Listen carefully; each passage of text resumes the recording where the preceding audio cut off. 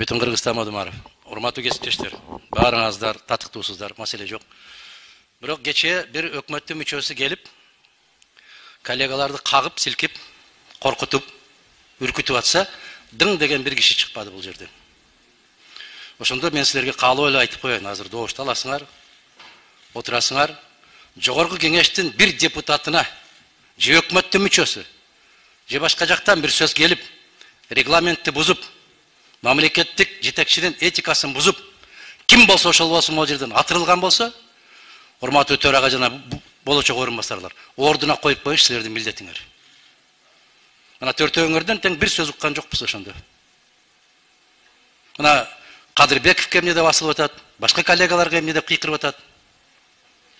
Ушундай нерсени, ушул практиканы жолдош төрага токтотуш керек. Могу жерде азыр айтып атасыңар, элдин элегинен өтүп келген деп. Буйрук менен отурган жигиттер келип алып элдин элегинен өткөн жигиттердин, кыздардын намысына шек келтирбеш керек. Эгер этиканы билбесе, ордуна коюп, сиз айтып коюшуңуз керек. Мен ушул каалоону айтам.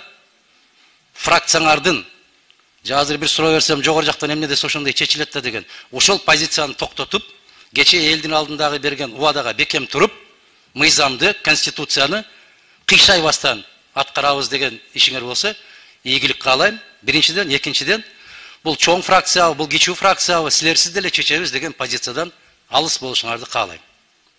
Ишиңер калыс болсун, эмгегиңер адал болсун, элдин алдындагы берген убаданы биринчи кезекте алдыңарга коюшуңар керек дагы. Анан чоңдор эмне деп атат экен дегенге кетсеңер, анда өз абийирибиз өзүбүздүн колубузда болот. Рахмат.